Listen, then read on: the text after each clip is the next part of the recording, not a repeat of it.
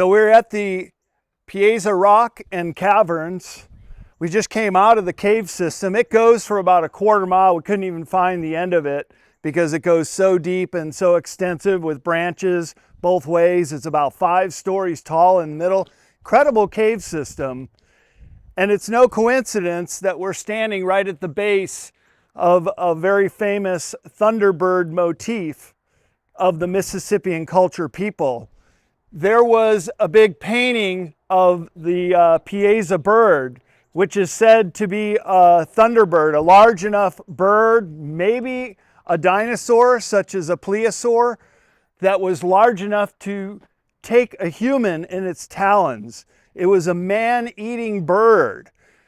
And I would suggest that that animal lived in this cave system, that the cave is big enough and high enough and deep enough that a family of these thunderbirds could have lived here.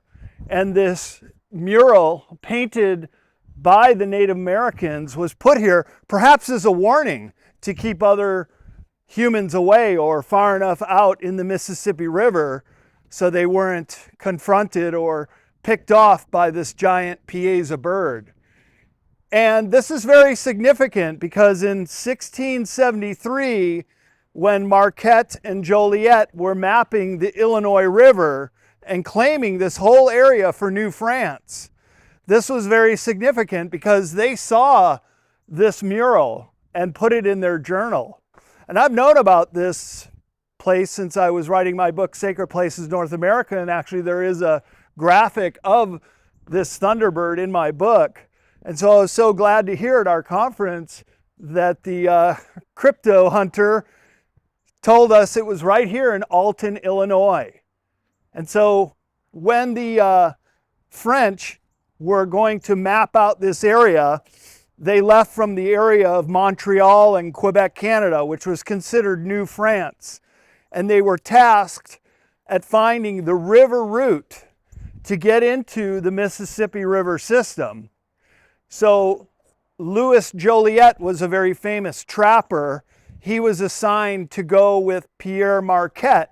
Of course, we were all at the Marquette Lodge for our conference, and that's right at the confluence of the Illinois and the Mississippi River.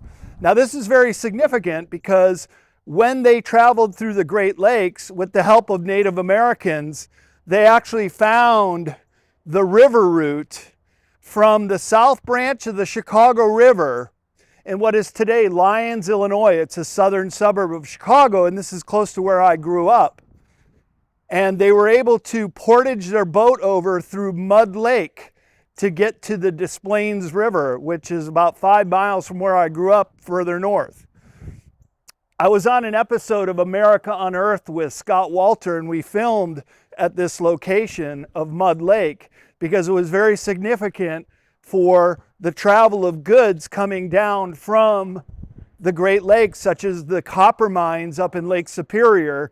And it's even presumed as far back as the Phoenicians were coming here to collect copper to take back to Europe to create bronze, which was the Bronze Age. And so the Phoenicians knew about this route as well. And they left a very enigmatic stone right at the mouth of the Chicago River in Lake Michigan called the Wabansie Stone. And still to this day, it's not entirely clear who created it. But the last time I was here for a conference in St. Louis, we went to Cahokia and we talked about the Wabansie Stone and this incredible knowledge of this river route. Because even the Phoenicians, with a heavily laden ship full of copper from Lake Superior, could have gotten down to the Chicago River, which, as you know, comes right out in the middle of Chicago and branches into a north branch and a south branch, followed the south branch, which Joliet and Marquette did, to find the crossover to the Des Plaines River, which led to the Illinois River, which then led to the Mississippi and out to the Gulf of Mexico. So you're standing at the confluence of a very important trade route, which has been known in prehistoric times and then in historic times, that allowed the French to claim this whole area as New France. And it wasn't until the Louisiana Purchase under Thomas Jefferson, they purchased this land. But because they made that route through here and saw the great Thunderbird in 1673, that they were coming into the great mound cities. And we're about to go to Cahokia Mounds, and I'll pick up the story there about the mound culture people. But it was a very large civilization. And at the time of the first Spanish conquistador, De Soto, in 1520, Cahokia Mounds had a larger population than the city of London. So these mound sites were just teeming with people and mounds that are very reminiscent, as we'll see at Cahokia, of Mayan sites with a central plaza, a central pyramid, and flanking pyramids, including a woodhenge very similar to Stonehenge. So they had archaeoastronomy abilities. The Indians were very sophisticated, and I'm sure when Marquette and Joliet were coming through, not only were they intimidated by the Piasa bird, the man-eating bird, but also the sophistication of the Mississippian mound-building culture. And since we're only about 20 miles away from Cahokia, certainly the same Indian group that made this painting would have had an influence on the Mississippian culture people. Question from the audience. Well, that's the great question, because they would come back with a fully laden ship full of copper, but they didn't want to tell where they found it. But I've been up to the Upper Peninsula of Michigan, and I've seen the open pit mines. They've even found some of the tools that they used. And it is the richest vein of copper in the world. And it just kind of pokes up through the ground. It's so much. Yeah, so great location. We just did a wonderful exploration inside the cave, and it goes back further than any of us could go without proper light, and there's water on the ground too. But I would propose that this was the home of a Thunderbird type of animal, whether it being a giant condor that could grab a small child in its talons, or perhaps a remnant of a dinosaur like a pterodactyl or a pterosaur, which were flying dinosaur reptiles that would have lived in this cave. So a really amazing sight. I think we were all very pleasantly surprised to get into the cave and see how extensive it was.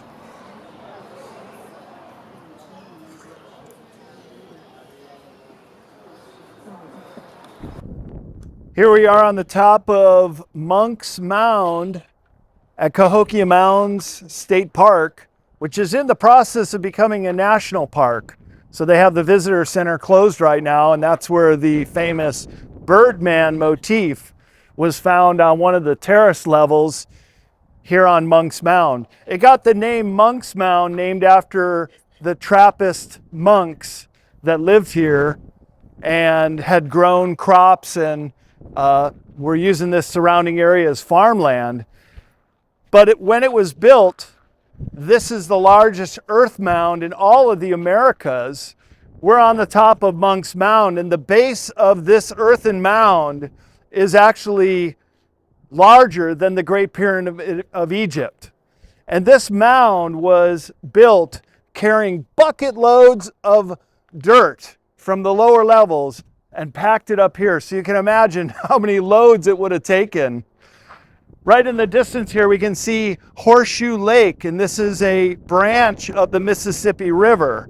So at the time when this Cahokia Mounds development was started, they would have had river access right to the site here, which would bring food and trade items.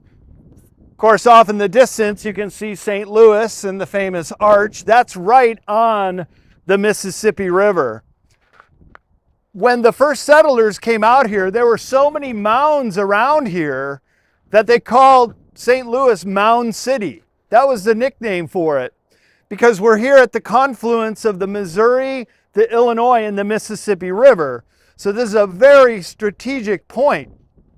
When the first Europeans came through, it was De Soto in his expedition in 1540, he said that the population of Cahokia exceeded 10,000 people. That was larger than London, England at the time.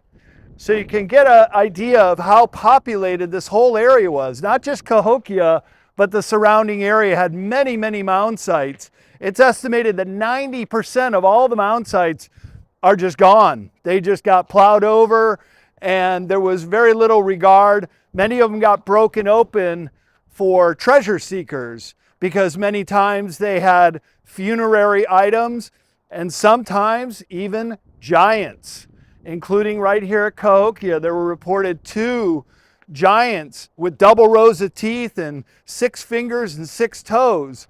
So very human-like, but not quite human, because we don't have 6 fingers. But there are some humans that do have an extra finger or toe, but certainly no double rows of teeth. That is very specific to some of these giants. Whether the giants built Cahokia Mounds or maybe some of their ancestors had lived here long enough is questioned.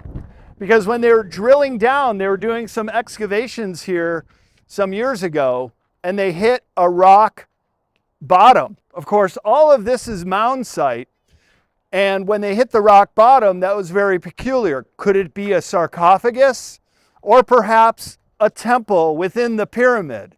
And that was a very common building technique of the Central Americans. So places like Chichen Itza and Teotihuacan had inner temples with different phases of the pyramid built on top of it. So it's quite likely that Cahokia was the same way. And if you look around at the landscape, there are mounds all over the place. This is very similar to the design of Central American mound sites, where you have a central plaza. I even showed that in my presentation with Machu Picchu in Peru. A central plaza with terraces or earthen mounds or pyramids surrounding the central plaza. That was the center point of life to the prehistoric people that were here. And so when this site was fully inhabited with over 10,000 people, the community must have spread far. But there's an inner sanctum being up here in Cahokia. Certainly the chief or the head priest would have their ceremony or ritual right here on top. And if it was anything like the Central American cultures, like the Aztecs or the Zapotecs or the Mayan, they may have practiced human sacrifice. In fact, there is a big, large burial where dozens of skeletons were found right here in Cahokia, and I think some of them were ritually sacrificed. So in this general area of the mound sites, off in the distance there, you can see woodhenge. You can see a couple post holes sticking up. And that's very significant because it's called woodhenge because it's actually a solar calendar that you can tell the time of the season there. Just like the Intihuatana stone at Machu Picchu and the medicine wheels of the Great Plains. The woodhenge here was part of one of the sites where the whole science of archaeoastronomy was developed, and that is using archaeological sites to go back in time and find out when those alignments were calculatable. So for example, in Stonehenge, they have the heel stone that goes right out from Stonehenge, and the sun rises right above the heel stone on the summer solstice and the winter solstice. There's another site in New Hampshire called America Stonehenge, and it too has a whole bunch of astrological alignments. So what this shows with woodhenge here at Cahokia is that the primitive people were far more sophisticated than we've given them credit for. And they were able to tell the time of season, because what's more important than knowing when to plant? Or if you were a migratory people like the Plains Indians, when you had to get off of the Great Plains to move to warmer climates or following the herd of animals. So the Woodhenge feature here, and maybe we can go there after this and take a look, shows how sophisticated these people were, as well as building this incredible structure. As we look around, we're at the highest point outside of those skyscrapers in St. Louis, showing that like the Central American city planners, they put a very high emphasis on gaining elevation, whether that was to get closer to God with their prayers or just a defensive measure to be up higher in case of attack. The mound sites here are very similar to the layout of a Central American city. And when you think about how much river traffic must have taken place here, that if you would just follow the Mississippi River down to the Gulf of Mexico and hug the coastline, you could be down in the Yucatan within a few months perhaps. So there is evidence that there was quite a robust trade system throughout all of North America, because macaw feathers that came from the jungles of Mexico have been found in the Southwest. Obsidian stone that came from Yellowstone, where a very famous obsidian quarry was located, have been found in tombs throughout the Midwest. Similarly, the pipestone from Minnesota was a trade item that made its way well into the Southwest and other locations too. So the picture that emerges is a very sophisticated culture that had the wherewithal to build these mound sites, to know the changing seasons of Woodhenge, and also to be traveling up and down these very important waterways throughout the North American continent. And to me, this is just one of the best sacred places in all of North America, because it is still so well preserved, where so many mound sites have been lost and looted. And that's why we're here today, to check it out and see what a cool perspective you gain from being on top of the largest earthwork in the Americas, right here on Monk's Mound at Cahokia Mounds.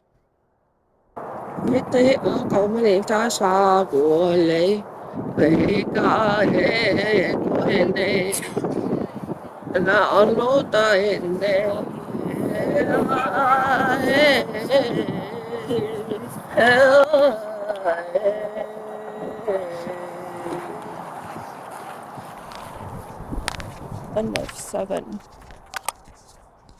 We were 7.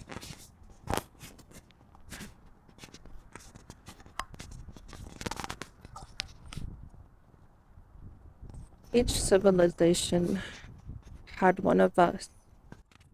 That's why we are so similar. Just as you think the Great Pyramids were, so were we. Here, where we were established. Just as you feel that they function, it is the same for us.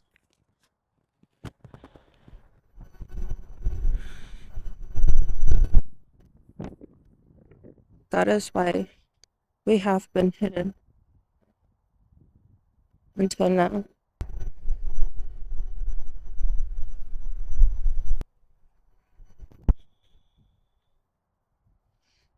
Just as you have major cities, we were like what you say, capital.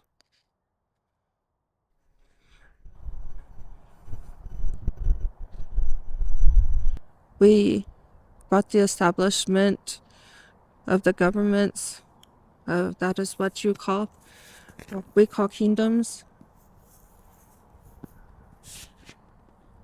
Each one had their own electrical facility that brought forth the power for the city to run, the kingdom to run, the village to run, whatever word suits you.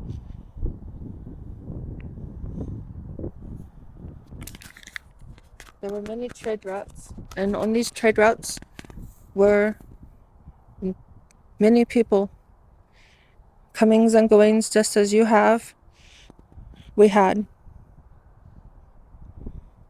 Yes, there were giants.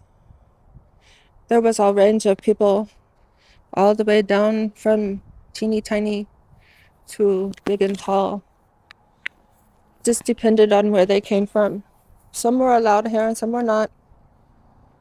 And those that were not, we had the protection of their kind to surround our city where they might come in or try to come in so that they could not.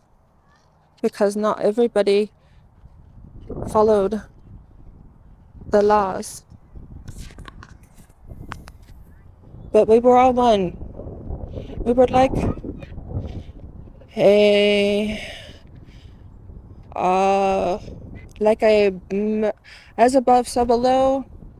Think of your body and how there are major organs, and you have your circulatory system, and each organ is a kingdom, village, or city. That is how we functioned as one whole unit. But there were 7 as creators that came to establish this in the earth. Again, not for the first time, but again.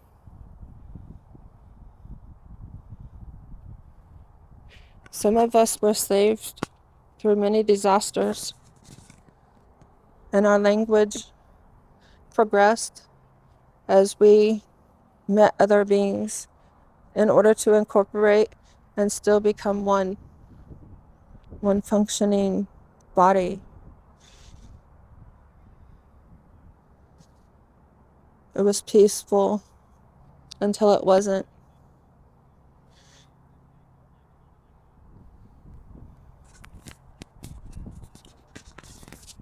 You ask what happened. Yes.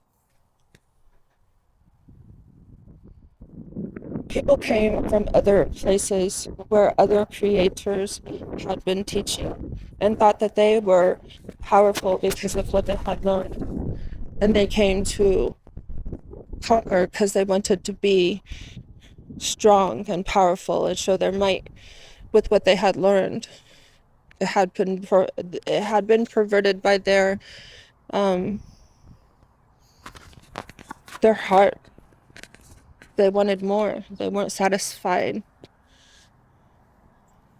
It was just their path in order that we may come to now. Everything is connected. We are on the path to ascension, all of us. And each time we progress higher and higher. And within each civilization before a disaster, we progress higher and higher. That is what we are here to do. And everybody has a part to play. So sometimes a being's heart takes on that contract in order to create the experience, in order to promote growth. Even though we have been trained to view something as bad, it is not. It is just what it is. A tool to, as you call, purge, so that you may see yourself as you are. Duality exists here, and it is the fear that drives us on. Fear is not a bad thing, not unless it stops you. But it is designed for you to look in the mirror, see who you are, and ask, why do I feel this way? And then you can go higher if you choose, or you can succumb to that. It depends on your choice and your contract. But we are all here to experience this wonderful Mother Earth, as you call. Many things, many names she has had. Haunted Mama, Terra, Gaia. But she is our mama. She gives us what we need, our resources, and we must not overuse them, or she will shake us off, and we have to start over. And it was our season, our time was up. Many battles, much blood, but much has been learned upon this great path. And those of us that were able to forgive we were able to pass on the genetic codes to our ancestors so that they too could keep going higher and higher, because that is what we came to do, become more spiritual. What is your name?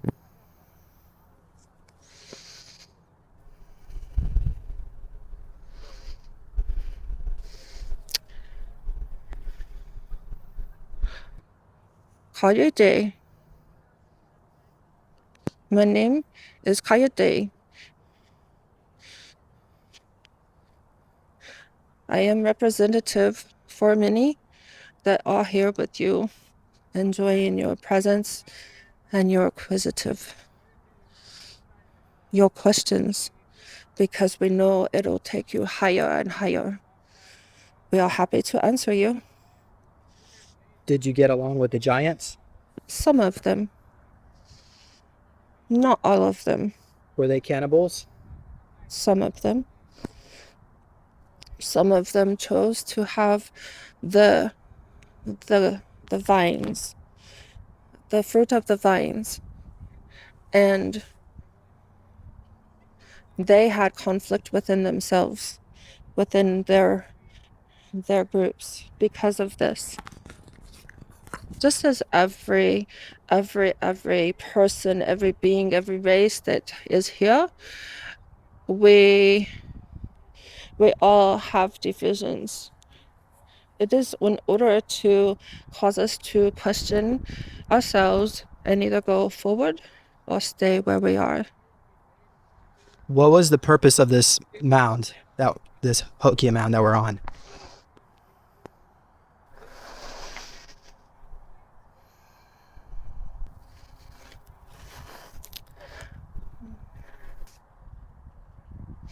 This was a place on the surface where everybody could meet. It was what you say, used to say, mall. Many things take place here. Worshipping, gathering of goods to take home to your family. Basically, anything that you was wanting, it was here. And depending on what level and what you came for, you could go. Thank you. Where did all the people go? Did they go into Inner Earth? And the giants too?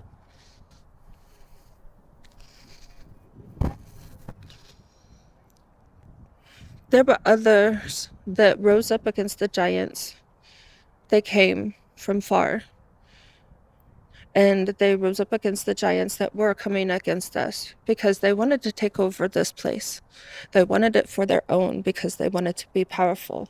They thought that we had all the power, but we did not claim to have all the power. We just had the peace. That is what we were, peace. But they wanted the power that they thought was here, but it was peace. And so others came and took them out with some of our greatest warriors and protectors.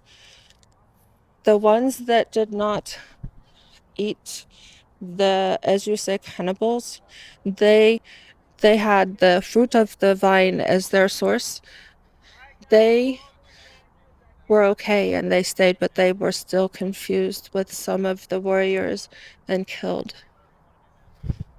Understood. Was there advanced technology from Tartaria in this part of the world when you were alive? Yes, of course. What kind of technology did your people have? Oh, the technology from within. From within us, from within the earth, the ground, under your feet. There is energy anywhere. You just have to tap into it. You are a light, so you can easily get it. See, as my conduit, her hands are in like antennas, and they are tapped into the energy that you are talking of, the technology. It is in within, it is without, it is within and without. Whatever you think that you can imagine, then you can create. That what you desire, it is all around you. Anything you want, it is there. You just have to know how to tap in, to connect, to click. Did you have access to inner Earth? You could go underground. Yes, but we liked it up here. Some people go down there just as you have explorers. We had them too. Okay. Do you have any other messages for us? Keep doing what you're doing, one foot in front of the other. You will get where you go. Don't rush. Take your time and enjoy, because it is about enjoyment, joy and love. Love those that are put into your life, even if it is just for a short time. Everything is season. Would spaceships come down and land on this platform? Yes. And what kind of beings would your people meet? Whatever came. Were they mostly friendly, these ETs? Yes. They brought trade. They come to trade. They come for vacation, like what you do. Is there a underground base under here, or a civilization deep underground right below us? Oh yes, there's all kinds of things below. Yes. They've been here for a long time. Many civilizations have inhabited and even repaired, and so they could inhabit.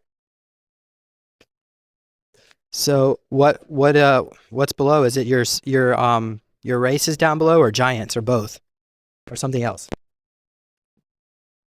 As above, so below. It is not limited. Are you connected to the Mayan breakaway civilization? Yes. Okay. Will your race come back and show themselves to the population on the surface someday? That is the desire. That is the goal. We are on the trajectory, but still there is things that must happen for it to be peaceful enough. Are you speaking to us from the past, or are you speaking to us from the present? How to explain past and the future? Neither one are here. The past is in the past, the future is in the future. We are here now. This is now. Okay, thank you. Do you have anything else you want to mention? We are very delighted to interact with you. Thank you. I wish you the best from wherever side you may be. Yes.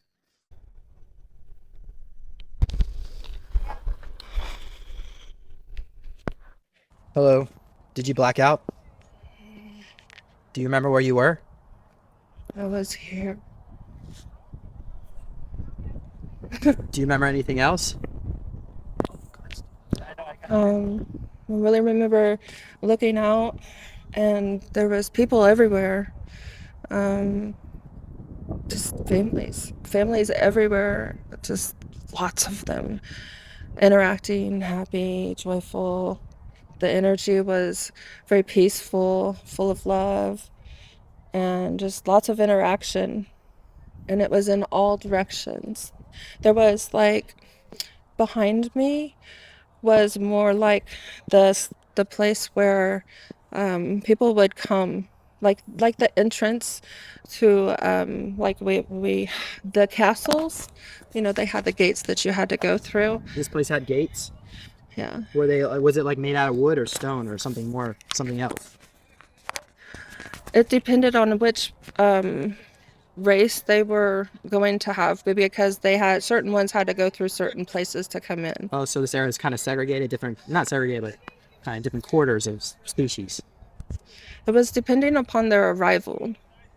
Like, some were coming in from the sky, and then some were coming by foot, and Okay. and so it was like that. So you know how we have customs to go through when we Yes. go to different countries? It's kind of like that. Okay.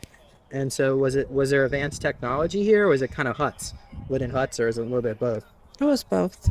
So what did the advanced technology, like, what do you see, like castles or something here? Advanced castles?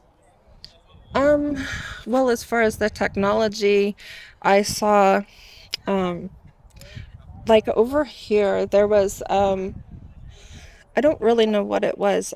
I saw like a shiny rock that was in the middle, and it had something that, like a long piece, and then a shiny something, some kind of rock. It was real thin and brittle, and then, I don't know, it was some kind of process that they were doing with this rock. I don't know what it was, but it was like over in this area. So it had like was it a ritual or a spiritual or No, technology? it was technology, like a chemical, like something to do chemically. Okay. Yeah. All right. And what did they have up here on the top of this mound? Was it just grass, or did they have buildings up here? There were small buildings, but it was mainly a place for landing Spaceships? spaceships. Okay. And so can you describe like how far out the construct like buildings were? Were they like all over this place? Everywhere you could see? Yes, yes. So there weren't as many trees here No, today. no. When I was coming up, I was told when I was looking back that the trees that are around us right now were not here. That there was some, but not this many. That these have come afterwards. Okay. And so like what percentage of the group were probably, like I said, I didn't want to ask your native friend there what because I don't know if she understood percentages, but which percentage were giants, you think, if you were to guess? Mm, I didn't see as many of them around. Maybe only like two or three at a time. 2 out of 3 out of what, 100 people? Out of the people that were already here. Like, I only saw two or three giants at a time, in the population that was Oh, already wow. here. So okay. So it wasn't many. Okay. Do you have any idea how far back you went Oh, in time? It was I probably feel like it was pre-flood. pre-flood. Hmm. So we're going back 10,000 years I ago. went, I went, yeah, it was before. It was before that. And there was, when they were caught, like taking me in, I seen, that there were 7 places like this that were the big ones. 7 mounds. 7 mounds, And, mound cities, and yes. located in North America, or? No, around the globe that Oh, I were see. significant. Do you have any idea what the other mound cities were? If, if you know of any today, Um, maybe in the I Yucatan. mean, I didn't really look at that, Okay. so I just remember they did use Egypt as an example. So, um, what's coming into my mind right now is Bolivia. Oh yeah. Okay. I don't even know where that's um, but Okay. these places that are tall were other, like how we have our group. There were groups that would meet in those different places. There were places for like-minded people to meet, Other mounds, smaller like the mounds. smaller ones. Yeah. So okay. Meeting halls. Yes. Okay. What did their homes look like? Stone and stick. Um, but it was like a mortar that they had, kind of like the Spanish use. Oh, Yeah. so where's the traces of all order in stone structures? Is it still buried, or they're not showing us? Is it? I guess they're telling us that they're wood structures. They've lived in huts. Some of them have been torn down, and then others have been buried, but most were torn down. They don't want us to know. They don't want us to remember. Who tore this down?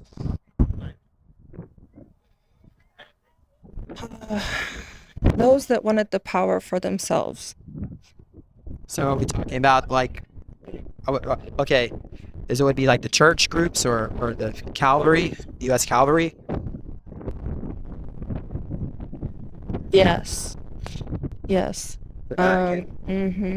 Like in our time, so the Smithsonian, of course, is really big in that. But before, when the scouts went out, they were getting the lay of the land, and they were supposed to report anything that they thought would be religious and contrary to the church.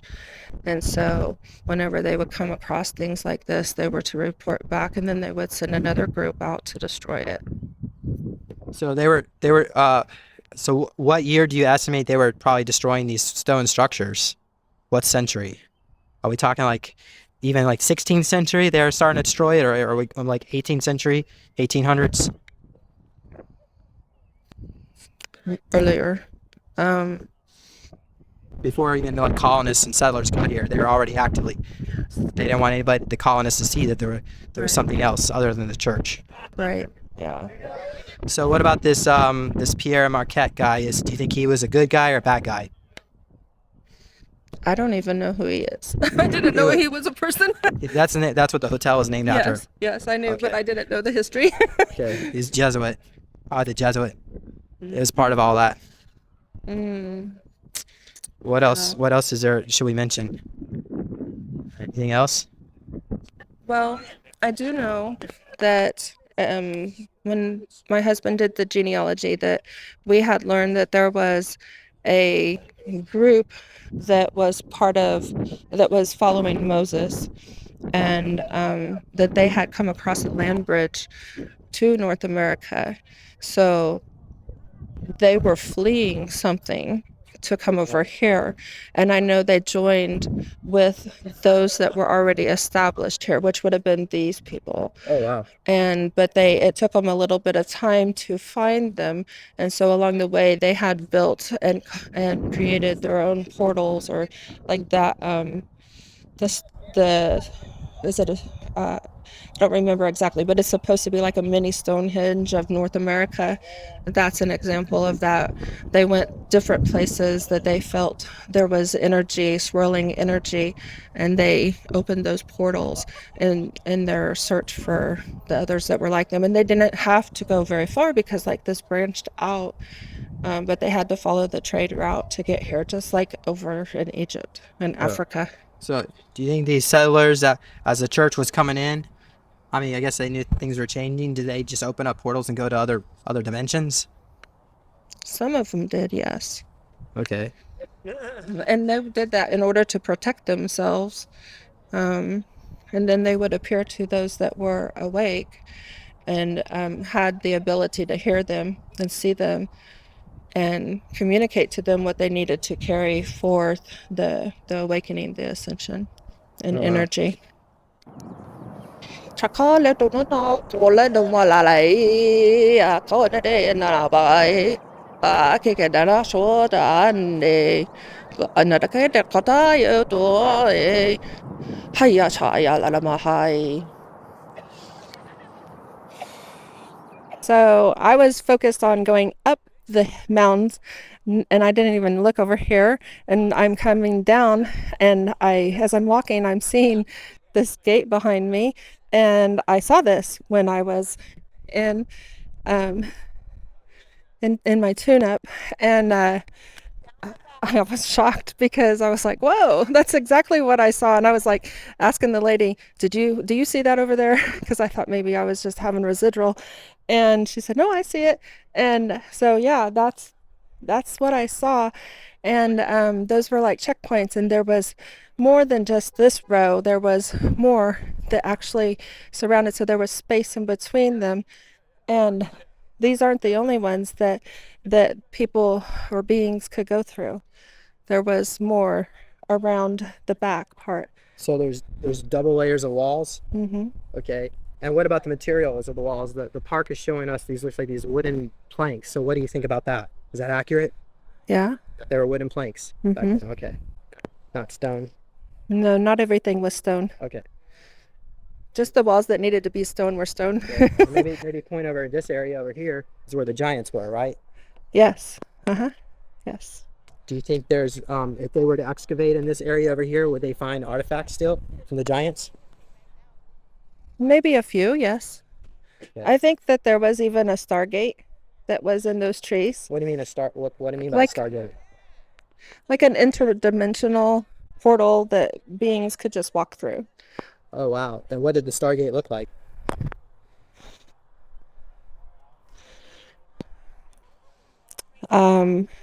Steps going up, and then like a circle, and a pillar over to the right and the left, and there were steps going up and steps going down this way, and then the circle over it, much like Stargate, but it didn't like spin or anything like that. It just So was that Stargate there when the Vatican got here? Their scouts got here, you think? Was that gone by then? I believe it was gone by then. But this wasn't the only one. It was used on the planet to go from place to place. Oh, wow. And you could go other places too. It just depended on the attunement that you had before you stepped up to it. So people had like spaceships and flying cars around here? Some, yes. But a little later, they wanted to keep it simple. They didn't want the technology to become the thing that ruled them. Okay. So they had balance. Is this going back, what, 600 years or back to antediluvial pre-flood Pre-flood. times? Pre-flood. So what did it look like going back prior to when the church was coming around here? Did it become more primitive? Yes, more primitive. Yes. But there's still giants here. Yes. Anything else? No.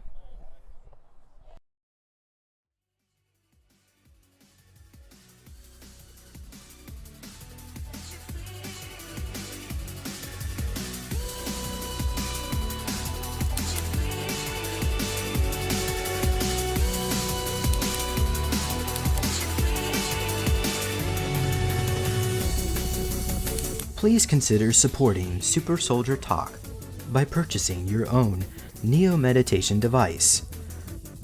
Your Neo Meditation device will help you reduce stress, integrate trauma, enhance intuition, enhance clairvoyance, and enhance creativity. Get yours now at www.neologicaltech.com.